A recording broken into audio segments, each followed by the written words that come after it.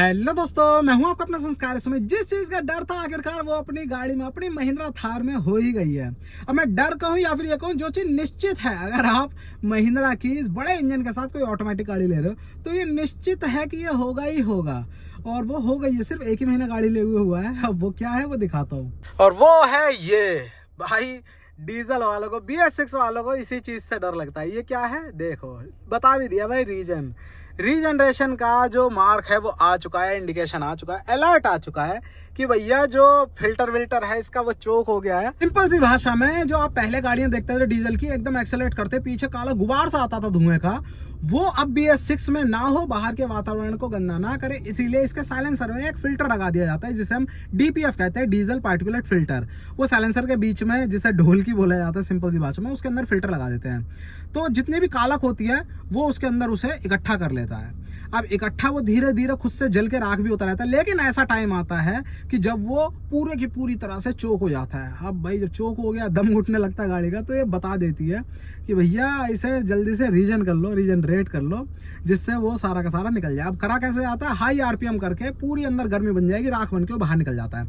ये तो चलो इसका प्रोसेस हो गया, लेकिन इसका मेन कल्प्रिट क्या है, स्पेशली महिंद्रा की गाड़ी में। मैं तो ये कह रहा हूँ, ये 2900 किलोमीटर मेरी चली है, अभी 1 महीना हुआ है, इससे भी जल्दी आ जाते हैं। और मैंने पिछले वीडियो में बता ही दिया था कि आएगा ही आएगा। अब ये मेरे लिए नई सी चीज क्यों है, क्योंकि भाई मेरे पास पहले भी XV700 है, इसी इंजन के साथ है, वो मैनुअल है, आराम से चलाता हूँ उसे, बहुत अच्छे चलाता हूँ, RPM नीचे रखता हूँ, जिसकी वजह से उसमें ज्यादा सूट लेवल इकट्ठा ही नहीं होता है ना, जिसकी वजह से आज तक कोई दिक्कत नहीं। उसमें आज तक रीजनरेट नहीं करा है मैंने, रीजन नहीं करा है, ना कोई इंडिकेशन आया है, क्योंकि आराम से चलाता हूँ 1500-1600 RPM तक, बढ़िया, कोई दिक्कत नहीं। लेकिन इसमें मजबूरी है, RPM ऊपर होके चलते हैं। और भाई ये हो गया। अब इसे करते कैसे, पहले ये दिखाता हूँ। भैया ये बीप बीप करके हर 5 मिनट भी नहीं लग रहे, हर 3 से 4 मिनट में ये ऐसे बीप बीप करके करता रहता है कि भैया करो, जल्दी करो। अब करना कैसे है इसे, वो भाई इसी के अंदर दिया हुआ। सबसे पहले मैं आपको कुछ चीज़ें दिखा देता हूँ इसकी। ये पहले चलो फ्यूल इन्फो के अंदर ही इसमें एक बार यूरिया का लेवल भी देख लो। जो एग्जॉस्ट फ्लूइड है ना, उसका लेवल 83% है, ठीक है। अब खेल करते हैं शुरू अपने किसमें, ड्राइव इन्फो में जाके करेंगे, देखते हैं यार। हाँ ये देखो ये आ रहा है। और वैसे अलर्ट भी देख सकते हैं हम अलर्ट हिस्ट्री में जाके, क्योंकि ये अलर्ट ही है एक तरह से। ये अलर्ट हिस्ट्री में ये देखो, diesel particulate filter is clogged, और उसके बाद रीजन रिक्वायर्ड। तो रीजन रिक्वायर्ड जो करेंगे हम, वो ड्राइव इन्फो में जाके, और अब देखना, इसको होल्ड करके रखूँगा यहाँ से ओके के बटन को, तो ये स्टार्ट हो जाएगा। देख लो बीच में साइलेंसर आया है, बीच में यहाँ पर मामला गड़बड़ हो गया है। अब इसको मैंने दबा के रखा, ये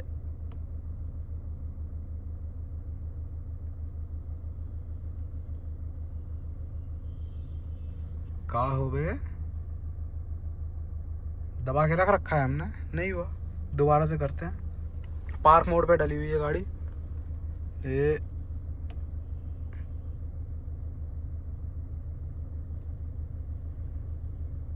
क्या बात भाई।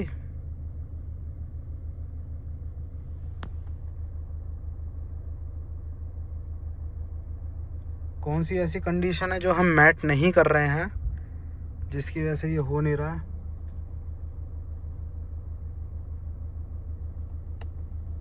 भाई होल्ड रिसेट, ये हो गया, ठीक है।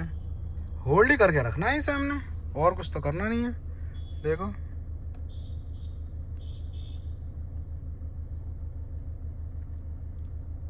हाँ हो गया, अब हुआ। अब देखो ये शुरू हो गया काम, तीसरी बार में हुआ है फिलहाल। Reason started. अब देखो ये करीब 2300-2400 RPM पे लगातार ऐसे चलेगी। अब जितना ज़्यादा सूट लेवल है उसके अंदर, सूट मतलब वो कालक, अब जितना ज़्यादा वो कालक है उतना ही ज़्यादा टाइम लेगा।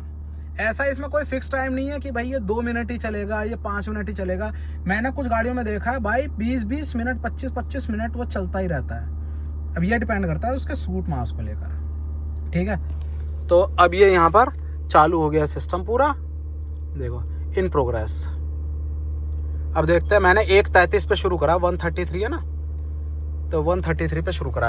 अब ये चीज़ सुनने में जो भी मतलब गाड़ियों के प्रेमी होते हैं उनको इतना अजीब सा लगता है, क्योंकि भाई कभी भी आपने देखा ये हाई आरपीएम पे इंजन को नहीं चलाना चाहिए। ये चीज हमें शुरुआत से बताई गई है। अरे हाँ, कर तो रखा है, अब क्यों बिप बिप दे रहा है मेरे भाई? यही कर रहा है ये। कभी भी हाई, अरे यार हाँ, कभी भी हाई आरपीएम पे इंजन को आइडल नहीं करना चाहिए। ये हमेशा हमें सिखाई गई है चीज। यहाँ पर हमें जो एक दिक्कत आई है, मतलब एक सॉल्यूशन के लिए इसमें फिल्टर लगाया गया कि वातावरण को सुरक्षा देनी है, साफ रखना है, उसके लिए फिल्टर लगाया। उस फिल्टर को मतलब वो फिल्टर चोक हो गया, तो फिर से हमें एक गलत चीज करनी पड़ रही है अपनी गाड़ी को लेकर, क्या कि हाई आरपीएम पे है। अब कोई भी इसको कह दे कि भैया ये तो एक प्रोसेस है, यार एक ये प्रोसेस भले ही है, लेकिन जो इंजन के प्रिंसिपल्स होते हैं, है ना, आइडियल इंजन के प्रिंसिपल्स होते हैं, उनको उनके लिए अगेंस्ट है बिल्कुल। अब ये चीज हो रही है, कितनी देर लगेगी वो नहीं पता। करीब 2300 2350 आरपीएम पे है, मोटा मोटा 2400 आरपीएम के करीब है। पूरे भाई बढ़ गया, देखो अब तो पूरा ये 2500 आरपीएम पूरा हो गया। पहले 2250 के करीब था, 2200 2250। अच्छा, अब यहाँ पर ब्लू होने लगा है। मैंने आपको वो क्यों दिखाया कि यूरिया कितना है इसमें, वो इसीलिए दिखाया मैंने कि देखेंगे कितना यूरिया जला है ना इस प्रोसेस में, क्योंकि 83% था ना, तो कितना यूरिया जला है। वैसे तो ज़्यादा कंजप्शन नहीं है, क्योंकि 2900 किलोमीटर चल गई, लगभग 3000 किलोमीटर चल गई है। उसमें मैंने 100% पे ली थी, तो 17% करीब गया है। उतना ज़्यादा कंजप्शन नहीं है, लेकिन फिर भी ये आ गई है, मतलब बत्ती आ गई है। अब रीजन प्रोसेस हो गया, 2 मिनट ऑलरेडी हो चुके हैं, ये देखो। हाँ, तो लगे हाथ में एक चीज़ कह देता हूँ, रिक्वेस्ट कर लेता हूँ जो अब महिंद्रा है उससे। मैंने पहले भी ये बताया था कि महिंद्रा वालों प्लीज़, जो आपका ये ऑटोमेटिक है ये हाई आरपीएम पर ही चलता है। अब वो क्या है भाई, 2200 आरपीएम पे जाके ही अपना जो गियर है वो चेंज होता है।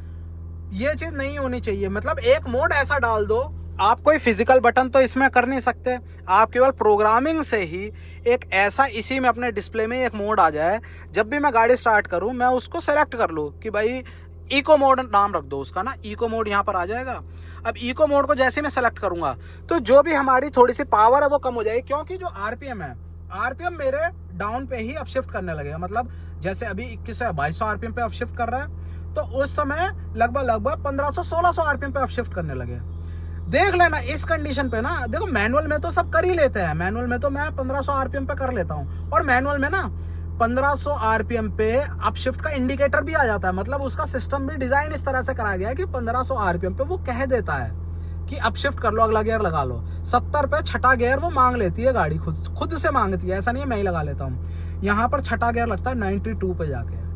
इंजन वही है, हल्की सी पावर फिगर्स ऊपर नीचे हैं, लेकिन जो इंजन के कुछ प्रिंसिपल्स होते हैं वो तो वही है यार। अब आप कुछ सोचो, ये ऑटोमेटिक में हम बंद जाते हैं कि अपने दिमाग से ही खुद अपशिफ्ट करेगी। अरे मेरे भाई वो कर रहा है, तेल पी रही है गाड़ी। ठीक है, हाँ, तो भाई जो इसमें है मैं बंद जाता हूँ ऑटोमेटिक में। बस एक ही रिक्वेस्ट है कि इसमें प्रोग्रामिंग में एक ऐसा मोड डाल दो, इको मोड नाम से डाल दो, मैं सिस्टम में सेलेक्ट करूँ तो पूरे जो इसके गियर शिफ्टिंग है वो 1500 आरपीएम पे ही आ जाए, और वो अपने आप ही हो। ठीक है, जिसको चलाना है वो चलाए उस पर, जिसको नहीं चलाना नहीं चलाए। और देख लेना, ये जो है ना अपना कम आरपीएम पे चलते, तो मैंने खुद देखा, बहुत से लोगों ने कहा कि भाई आप कम आरपीएम पे चलते हो तो आपके में ये ज़्यादा क्लॉग होगा। ऐसा नहीं है, मैंने खुद देखा है। आरपीएम पे मतलब सीडेटली आप हल्के हल्के चलाते हो तो ऑटोमेटिकली जो सूट है वो जनरेट ही नहीं होता है। सूट जनरेट कब हो रहा, कालक जनरेट कब होती है, जैसे ही आप बिल्कुल थंपो करते हो ना उसे, जैसे एक्सेलरेट बहुत तेज से करते हो, पिकअप तेज लेते हो, तभी तो सूट मास आता है, वो फंसता है उसमें। सीडेटली हल्के हल्के चलाते हो आप, आपके हाथ में गियर है, सब कुछ है, तो आप ऑटोमेटिकली है ना उसमें वो जनरेट ही कम कर रहे हो, जिससे वो फंस कम रहा है। अब ये चीज़ है। अब यहाँ पर मैंने बहुत टाइम से सुन रखा है कि ट्रैफिक में ज़्यादा होता है। ट्रैफिक में इसलिए ज़्यादा होता है क्योंकि आप पिकअप लेते हो बार बार गाड़ियों को ओवरटेक करने के लिए। एकदम से ओवरटेक करने के लिए आपने पिकअप लिया और वो एकदम से ज़्यादा जला, ओवरटेकिंग पे ज़्यादा होता है, वो सूट मास ज़्यादा निकला और वो फंसा उसमें, इस वजह से। लेकिन अगर आप नॉर्मली ही हल्के आरपीएम पे चलाते हो, हल्के पंजे चलाते हो, तो भाई ये दिक्कत आनी नहीं है। 40,000 किलोमीटर मेरी एक्सयूवी चल गई है, अब तक उसमें कभी ये रिक्वेस्ट नहीं आई। और मैंने देखा 1200-1300 उस पे किलोमीटर पे ही, 500 किलोमीटर पे लोगों के आ जाते हैं। जो एक्स्ट्रा पंजा दबा के चलाते हैं। मैं तो हल्के हल्के चलाता हूँ, प्यार से चलाता हूँ, तब जाके 3000 RPM तक हुआ है। अब आप ये देखो 139 हो चुके हैं ऑलरेडी, है ना। तो एक मतलब उस समय 1:33 पे लगभग शुरू हुआ था, 133 पे 139 हो गया और अभी चल ही रहा है। डीजल भी पी रही है गाड़ी। और ये सब किस लिए आप सोचो, जो एक्स्ट्रा ये निकल रहा है ये भी तो भाई वो राख वाख निकल रही है। क्या ही कहूँ यार, ये सब कि वातावरण को बचाने के लिए भाई अपने आप की जान जा रही है। जान उससे भी जाती है, ये समझ ही रहे हो आप कि वो लॉन्ग टर्म का है। लेकिन तरीके और भी कुछ हो सकते हैं। ये जो तरीका है ये सच में बता रहा हूँ मैं, इमीडिएट जो रूल्स रेगुलेशन लागू किए गए गवर्नमेंट की तरफ से उनको बस मैट करना है। बस ये दिखाना है कि हमारी गाड़ी जो टेस्टिंग हो रही है साइलेंसर से कम इमिशन दे रही है, दैट्स इट। उसके पीछे जो लॉन्ग टर्म में आफ्टर इफेक्ट होने हैं या जो बायर है, जो ओनर है, वो किस तरह से भुगतेगा, तो वहां पर तो दिक्कत ही दिक्कत है। पहले के इंजन भाई 5-5, 6-6 लाख चलते थे। अब क्या है, या तो ये यूरिया पिए जा रहे हैं टोयोट। हाँ हो गया, कंप्लीट हो गया है। और अब देखो 140 मतलब 8 मिनट चली है ये लगभग पूरे आ गई है अपनी जगह, रीजन कंप्लीट। ठीक है, अब मैं एक बार वो देखता यूरिया कितना रह गया, क्योंकि ये भी बहुत जरूरी है कितना यूरिया खा जाती है इसमें। अरे 83 है, केवल RPM ही बढ़ा, यूरिया उसी के प्रोपोर्शन में, क्योंकि RPM और सूट मास के अकॉर्डिंग ही वो लेता है यूरिया, तो उसी के प्रोपोर्शन में ही गया है जो भी गया है। एक्स्ट्रा नहीं लगा है। ये नहीं है कि इस रीजनरेशन के सिस्टम में यूरिया एक्स्ट्रा जाता है, ये चीज़ नहीं है। ठीक है, तो ये सारी चीज़ हो गई। तो भाई प्लीज़ महिंद्रा वालों, प्लीज़ सिर्फ एक मोड दे दो। मतलब एक मोड, मुझे हाईफाई नहीं चलानी, मुझे कुछ नहीं करना। मैं एक प्रेमी हूँ गाड़ियों का और मैं चाहता हूँ गाड़ी मेरी अच्छे से रहे, लंबे टाइम तक रहे। और एक इंजीनियर के नाते मैं ये चाहता हूँ कि एक बस मोड डाल दिया जाए इसमें, जिससे RPM जो अपशिफ्टिंग है वो 1500 RPM पे हो जाए, 1400 या 1600 जो भी हो, जो अभी हो रही है 2100-2200, वहाँ ना हो, नीचे पे हो जाए। आप खुद देखना बहुत से लोग उसको यूज़ करेंगे, क्योंकि हर कोई पर्सन ऑफ रोडिंग पे नहीं जा रहा। मतलब रोज नहीं जा रहे, मेरे पास तो मौका रहेगा ना, रोज नहीं जा रहे हम ऑफ रोडिंग पे, तो रोज मैं रोजमर्रा की लाइफ में उसको यूज़ करूंगा। और मेरे दिमाग में रहेगा, अगर मुझे लग रहा है कि मेरी गाड़ी यार वो पिकअप नहीं ले रही, 172 bhp अगर इसमें दिया है, वो मेरे को मज़ा नहीं आ रहा, तो भाई नॉर्मल मोड रहेगा पूरा 172 bhp का जो पावर है वो पूरा का पूरा यूज़ करेंगे। लेकिन वहाँ पर कम पावर में थोड़ा सा कम RPM पे आप शिफ्ट हो जाए, बस इतना कर दो। पावर किस तरह से वो करोगे आप, है ना, कम करोगे या फिर उसको पूरा ही रखोगे, वो आपके ऊपर है, लेकिन कम RPM पे हो जाए, बस इतनी सी रिक्वेस्ट है। बाकी रीजनरेशन का पूरा सिस्टम आपको दिखाई दिया मैंने। अब देखते हैं ये 2973 इस पे ये मेरा हुआ है। अब देखते हैं ये अगला कब मांगेगी। तो बेसिकली आपको थोड़ा सा ये DEF का बता दिया क्या होता है, और दूसरी चीज़ थोड़ा सा महिंद्रा से रिक्वेस्ट हो गई, तो इस पर थोड़ा सा ध्यान दे दो यार। गाड़ियाँ बहुत मेहनत से खरीदी जा रही हैं। हाँ ठीक है, आप लोग भी फंसे हुए सरकार के डंडे के नीचे, लेकिन आप एक बीच की कड़ी हो, सरकार को भी खुश रखो और दूसरा जो आपके बायर हैं उनको भी थोड़ा सा खुश रखो, है ना। चलो भाई ठीक है, जय हिंद।